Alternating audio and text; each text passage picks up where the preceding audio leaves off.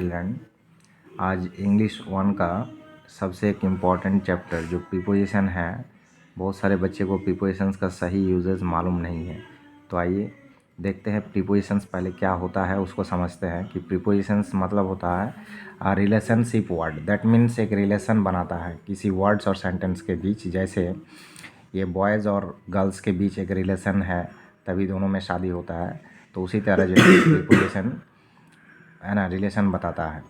तो आइए देखते हैं कुछ एग्जांपल्स के साथ। जैसे एग्जांपल यहाँ पे है इन और इनटू, दोनों का मतलब क्या होता है के अंदर। इन मतलब के अंदर, इनटू का मतलब भी के अंदर, लेकिन दोनों में डिफरेंस क्या है ये मैं समझा रहा हूँ कि जो पहले से ही किसी के अंदर रखा गया है, दैट मीन्स ये एक बैग है, इस बैग के अंदर एक पेन रखा गया है, मतलब जो पहले से रखा गया है ऑलरेडी, वहाँ पे जो है कि इन लगाना है।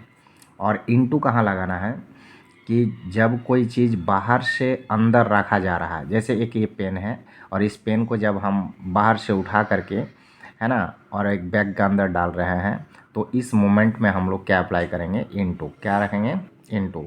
जैसे I have kept my pen into the bag, I have kept my pen into the bag, मतलब ये पेन जो है कि बाहर में था, अब इसको जो है कि हम बैग के अंदर रख रहे हैं। तो इस मोमेंट में हम लोग क्या अप्लाई करेंगे, into.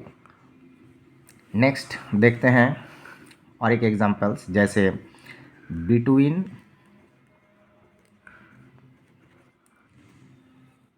And among.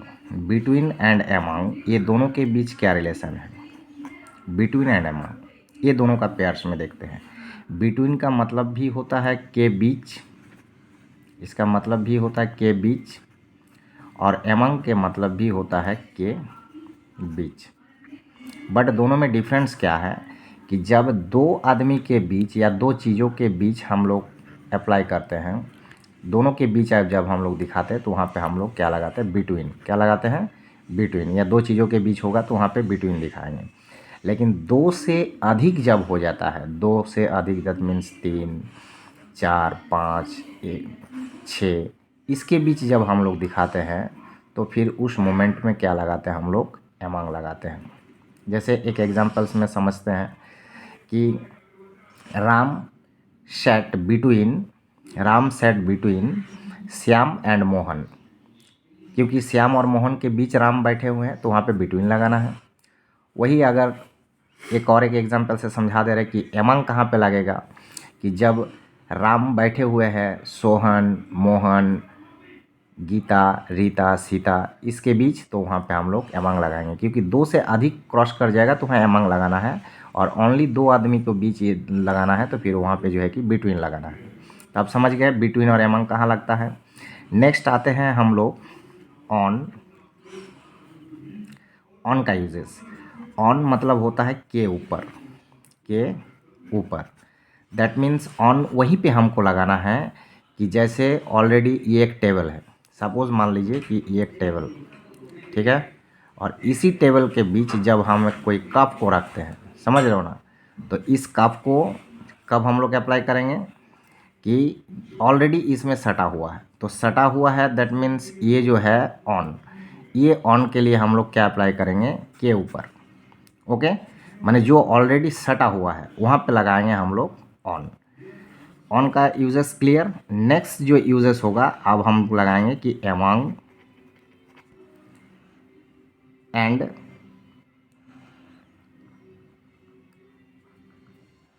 In, sorry, इन मतलब होता है बड़ी स्थान में, बड़ी स्थान में। छोटी स्थान में लगाएंगे एट। जब छोटी प्लेस में होगा तो वहाँ पे हम लोग क्या अप्लाई करेंगे, क्या लगाएंगे, एट। बड़ी स्थान होगा तो इन, छोटी स्थान होगा तो एट। दोनों ही प्लेस को डिक्टेट करने के लिए लगाना है। नेक्स्ट क्या करना है कि ऑन के बाद आता है above, ABOVE, above, that means के ऊपर, के ऊपर।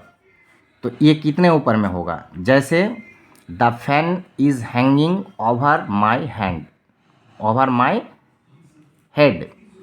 ये फैन है, ये फैन ऑलरेडी कहाँ पे है, मेरा हेड के ऊपर है। कहाँ पे है, मेरा हेड के ऊपर, वहाँ पे अबव लगाएंगे, क्योंकि हेड के ऊपर लगाने का मतलब ये होता है कि जहाँ पे हम लोग किसी भी चीज़ को कोई चीज़ों के मदद से छू सकते हैं, टच कर सकते हैं, उसको उतार सकते हैं, उसको रिपेयरिंग कर सकते हैं, उतना ही ऊपर में जो है कि हम लोग अबव लगाएंगे।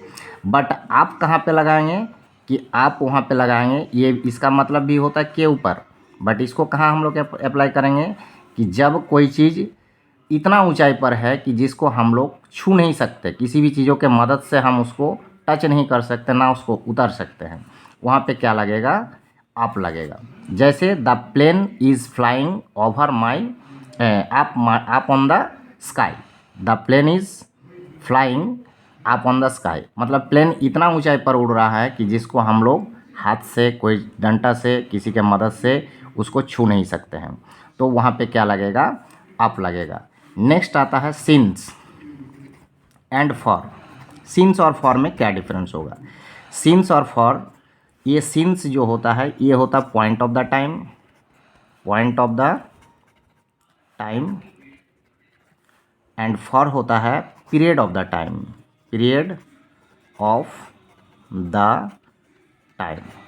दोनों में डिफरेंस क्या है कि पॉइंट ऑफ द टाइम मतलब क्या होता है कि एक निश्चित समय को डिक्टेट करता है, और पीरियड ऑफ द टाइम इसमें कोई निश्चित नहीं होता है।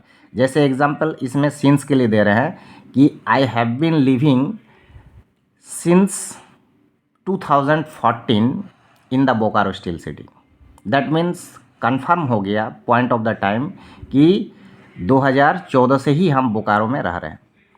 बट फॉर के लिए क्या अप्लाई करना है कि I have been living for many years, that means यहाँ पे कोई डिक्टेट नहीं है कि मैनी का मतलब क्या है, 5 साल, 10 साल, 20 साल, 15 साल, 25 साल, 30 साल, इसमें कोई परफेक्ट हमको समय पता नहीं चल रहा, इसलिए ये पीरियड ऑफ द टाइम होता है और ये पॉइंट ऑफ द टाइम होता है।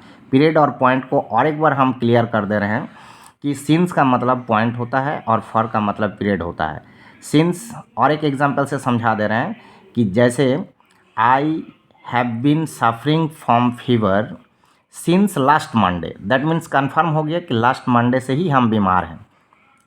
और फॉर के लिए क्या होगा, period of the time, that means I have been suffering from fever since for long days, I have been suffering from fever for long days, that means कब से बीमार है ये हमें कंफर्म नहीं है। लॉन्ग डेज किसी के लिए 2 दिन भी हो सकता है, किसी के लिए 3 दिन भी हो सकता है, किसी के लिए 5 साल भी हो सकता है, किसी के लिए 10 साल भी हो सकता है।